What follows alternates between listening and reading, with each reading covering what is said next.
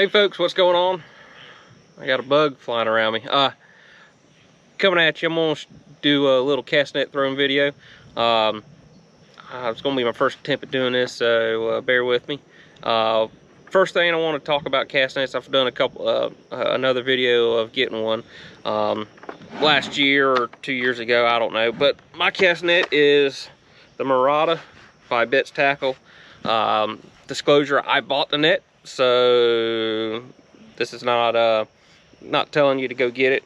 But I will say a quality cast net can help you with your throws. This is a pretty good net. It's a 5/8 mesh, and it's a 10-foot net, so it's going to be a big throw.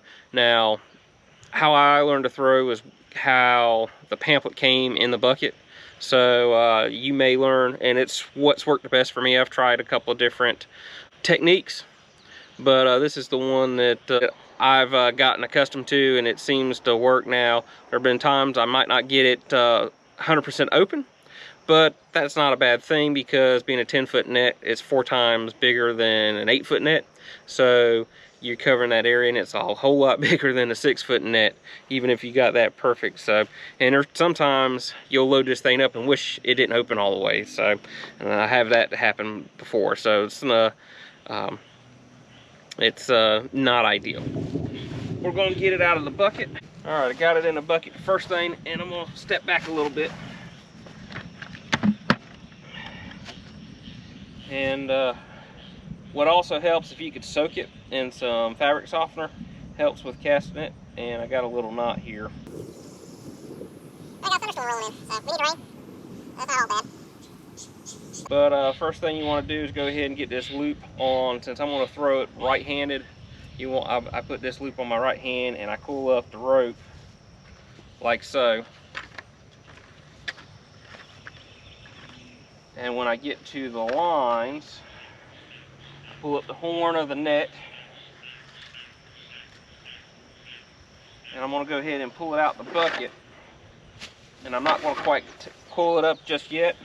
What I want to do is inspect the net for any tangles and a couple of these braille lines. And the braille lines are what these are. These are your braille lines that go down the net. You want to make sure that all the weights are inside of them. Or excuse me, all the weights are outside, the braille line's on the inside. But you want to make sure that those braille lines are not tangled and going to inhibit the net. So that's what we got now. You want to take and separate about half of the weights, like so, and then I already did one coil with the net. I want to get the second coil, or I can make this loop a little bit bigger and come about my waist. And you can take the next coil about my waist, and what I'm going to do is come down here, and the part right here, back up a little bit. All right, see, I got my weight separated about half and half, and I'm going to come to the line that's closest to my toe, take and throw it over that arm right there.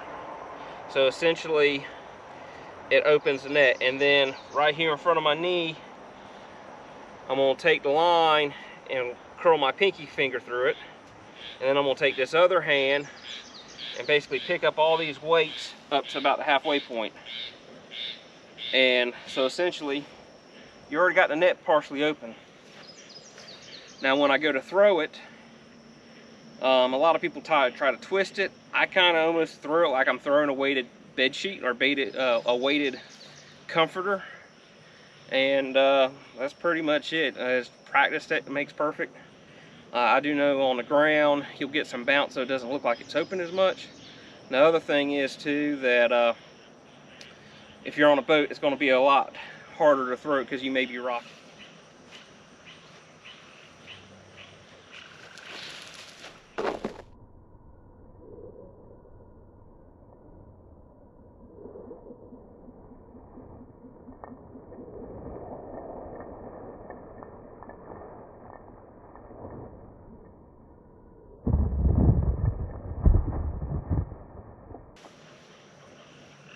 that would have been a perfect circle if it was in the water. And what happens is when these weights hit, those hit there, but they had momentum, and when the net started stretching, it pulled it back, and you see how it's bounced back up on top of itself right there. So that would have been a perfect cast there. Hopefully I got it on camera, because I've been want to cut out a bunch of spots where it didn't quite do as beautiful as that, but there is quite a lot of this is like a grass road right here, so it's kind of hard, but you're going to catch bait with that cast right there.